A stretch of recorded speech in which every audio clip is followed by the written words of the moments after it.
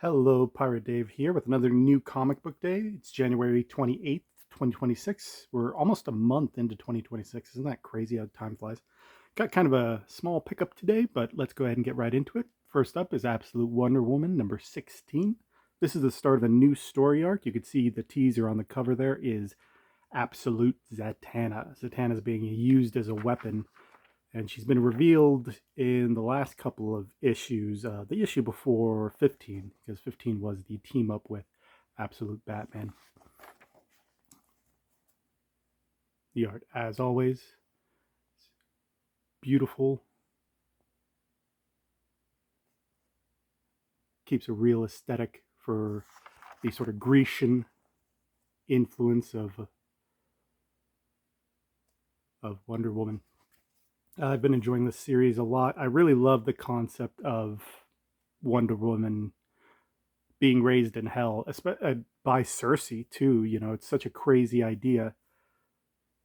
Kelly Thompson is having a lot of fun with it, and to be honest, I would love a series of just uh, Diana and Cersei in hell. You know, during her childhood. I think that would be a really great slice of life sort of twist to take on it.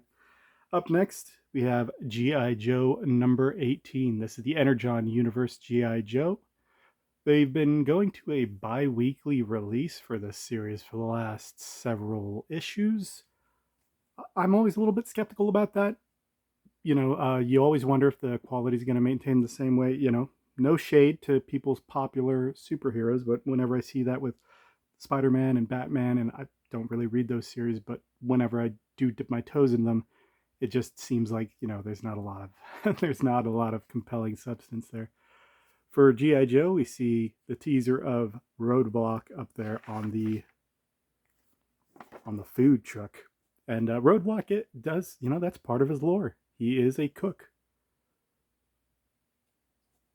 So they've definitely been, that's the thing that I've loved the most about the G.I. Joe series. It's been reorienting readers on G.I. Joe while staying relatively true to a lot of the lore that's established for the characters. And that's really what's important, right? Because you're utilizing these characters. They have this pre-established, you know, deep, rich history. Why not take advantage of that? And yeah, you can shake up allegiances. You can put Baroness with the Joes and all that. But try to, you know, do it while trying to maintain the essence of their character. That should be the goal here. And it looks like we're gonna have a lot of fun with Roadblock. Looking forward to that one. Up next, we have Hello Darkness, my old friend. No, just Hello Darkness. This is the number 18. This is the Frizen cover, Jenny Frizen. A little bit of a departure, right? You know, normally you have these beautiful faces that she uses, and of course we get that on this cover. Very, very sinister face. I mean, you just don't see her put out too many illustrations like that. At least I don't. You know, I know that she does. I think something is killing the children. I think she does a lot of those sorts of crazier illustrations for. This is an anthology book, so you know you can see some of the art here. It's you know it's not the most compelling art, and it really doesn't compare to Frizen on the cover. But later in the book, you'll whoa, a little spicy there. Later in the book, you'll get much different tone, and you know that's how Hell of Darkness has been. It's, you know, that modern day Tales from the Crypt idea. I haven't, to be honest, I haven't caught up with Hello Darkness. I actually bought the first 3 volumes, and then I've got 17 and 18. I really need to catch up with the series. Up next, this is The Supergirl Next Door, I think is the full title. It's just Supergirl Next Door. Alex Lozano cover. The cover he did for the Supergirl special, I believe it was absolutely breathtaking, and he's kind of done the opposite color scheme with this one. He had like a golden background there to sort of accentuate with Kara's hair, and in here he has, of course, that teal background to go along with her. You know, and that's funny because we would call her shirt blue, and it's blue, but it's really more of a teal, right? Anyway, jumping right back into it. And yeah, this is going to be another anthology series. This is another anthology special. I think that the the one that people are looking out for is Nicole Maines, and it looks like the name is Harlivy Rehabilitated. Harlivy, Harl Ivy. Okay, yeah, Harley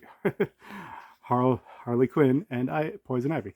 That makes sense. I had to think about that one, and just to show you a little bit of the art later in the thing. Oh, look at that! We just happened to. That's probably Nicole Maines' story there. Uh, I, really, was a cover sale. I love especially the way Lozano illustrates Supergirl. I mean, look at that. It's such a style. Those are the only floppies that I got this week. I did pick up a collection from the local comic shop. I've had a New Year's resolution where I'm not buying back issues or back collections unless they're under half price, unless I can get them a half off deal on them. I broke that with this one just on a whim, man. I had gotten Gromit's #1 way back when it released. I loved it, and I just didn't keep up with it. I think I don't want to take the blame completely off of me. In fact, I don't want to take the blame at all, because I believe that the series was so liked that when I got to my local comic shop when #2 released, there was no #2. And once I sort of miss an issue like that, it's very hard for me to stick with it. So I did pick this up at cover price, and maybe we can see there, $16.99. This is Rick Remender and Brian Posehn. If you're familiar with Brian Posehn, the comedian, he's also an actor. He played Bert on Big Bang Theory, the geologist. And this story is such a great slice of life, SoCal. Well, I mean, not it's not. I wouldn't call Sacramento SoCal, but it's got that California vibe, and it's a old school, Dogtown and Z Boys esque setting of a skateboarding story. It wouldn't surprise me if this was an exact experience that Posehn or Remender, or a combination of experiences that they had. In fact, there's probably a letter in the #1, which again I did pick up, that said something to that effect. So that's probably what I'm remembering. Gromit's very excited to read through the whole mini. I hear that it stayed just as good as the #1 implied it was going to be. Last up is a mail call, and this one is keeping in line with my resolution. This is Black Science, volumes 1 through 6. I believe there's nine or 8 volumes total. $40 complete with shipping for all of you see. And it's a good deal because, you're looking at $9.99 cover price, $99.99, $14.99, $14.99, $14.99, $14.99.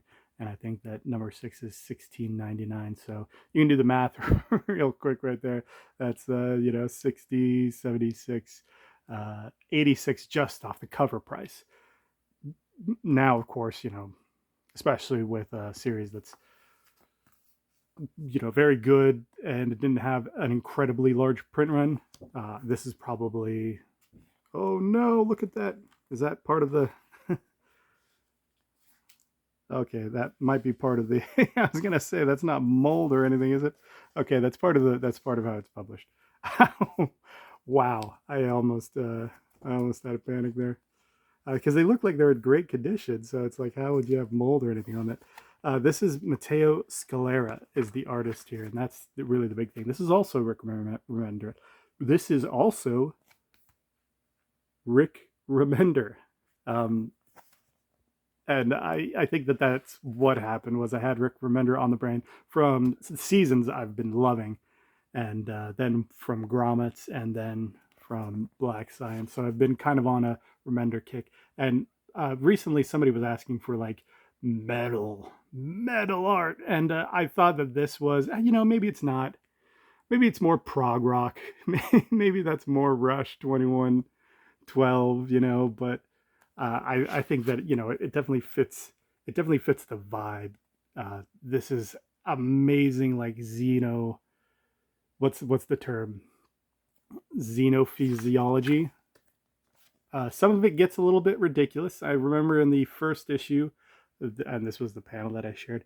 I remember in the first issue, there's at least one fish person featured with very large breasts, and that really makes me question why a fish person would have breasts.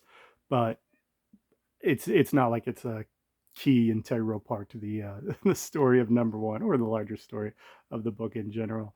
I'm very excited to dive into this. And hey, I did keep in with my New Year's resolution with Black Science. I broke it with grommets, but I've been doing a great job catching up with my backlog. So I do deserve a little bit of a treat, and I thought that it was just appropriate to have a little bit of a Rick Remender extravaganza. That's it for this week. Hopefully, you had and have a great week coming up. I will see you next week. Bye.